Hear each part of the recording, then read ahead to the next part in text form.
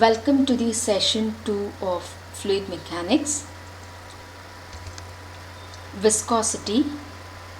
Viscosity is a property of a fluid which offers resistance against the flow or shear deformation. Viscous force is the force of resistance offered by a layer of fluid for the motion of another layer over it. Next is Newton's law of viscosity. See, let us consider, to derive the Newton law, let us consider a liquid between the two plates. One is fixed plate and the above plate is movable plate. The distance between the two plates is taken as y meters. Let A is the contact area or wetted perimeter of the movable plate. F is the force required to move the plate with the velocity u. According to Newton's law, we have shear stress is proportional to shear strain. So that is written as tau. Tau is shear stress is directly proportional to shear strain, that is rate of change of velocity du by dy.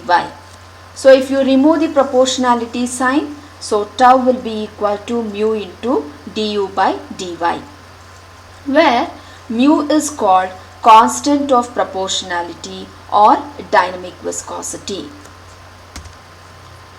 So in the unit of velocity gradient, that is rate of change of velocity du by dy is given as second per second in terms of SI units. The dynamic viscosity unit is Newton second per meter square. This is in terms of SI units. Whereas in terms of CGS system of units, it is measured in terms of poise. Okay.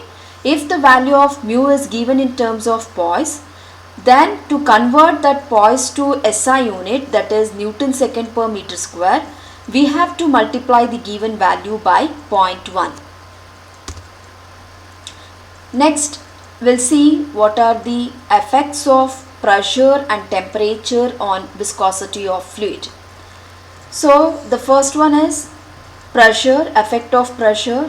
It has a very little or no effect on the viscosity of fluid. Next one is effect of temperature. So, here let us consider separately for a liquid and gases. The first one is effect of temperature on liquid of viscosity of liquid.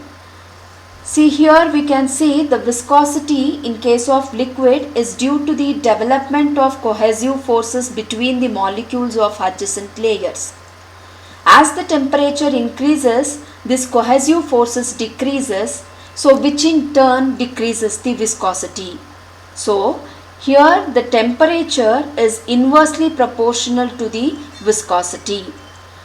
As the temperature increases, the viscosity decreases, and as the temperature decreases, vice versa, the viscosity increases.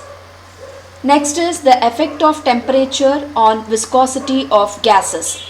The viscosity of gases is due to the molecular activity between the adjacent layer.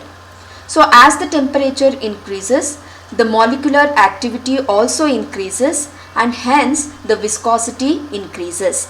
Here we can say the temperature is directly proportional to viscosity. If the temperature increases, we can see viscosity also increases. If the temperature decreases, the viscosity also decreases. Next, kinematic viscosity. It is the second type of viscosity. In the viscosity, we can see two types. One is the dynamic viscosity and another one is kinematic viscosity.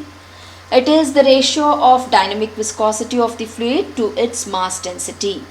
So, and it is denoted by kV. So, kV is given by mu by rho. Mu is dynamic viscosity and rho is mass density. The unit of kV is given as meter square per second. Okay. And the unit of kinematic viscosity in terms of CGS units, it is measured in Stokes. Okay. To convert this Stokes to SI unit, that is meter square per second, the given value should be multiplied by 10 power minus 4. Okay.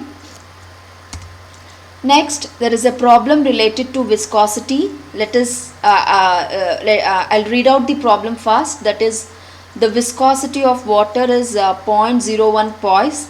Find its kinematic viscosity if the specific gravity is 0.998.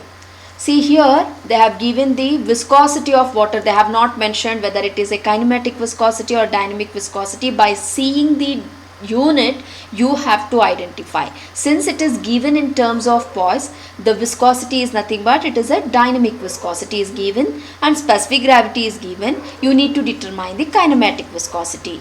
From the definition of kinematic viscosity, it is the ratio of dynamic viscosity by mass density. Here the dynamic viscosity value is given. Here it is given in poise. You have to convert it in terms of SI units. So to convert to SI units, you have to divide this value by 10. So it will become 0.001. Okay, here it is then 0.001 Newton second per meter square. So what you need to determine, you have to determine the mass density by using this specific gravity value. So from the definition of specific gravity, we have specific gravity is a ratio of density of fluid to the density of standard fluid. See here, the density of standard fluid is taken as 1000. Okay. So S is given, we know the denominator 1, the numerator, that is the mass density, you need to calculate. So rho will be equal to, specific gravity is 0.998 into 1000. So the density is 998 kg per meter cube. Next, you can calculate what is kinematic viscosity, which is nothing but mu by rho. You know the value of mu. It is given in poise. You need to convert that poise to SI units. Divided by 998 gives the kinematic viscosity 1 into 10 power 6 meter square per second. Here there are some MCQs related to the session. Please go through once. Thank you all.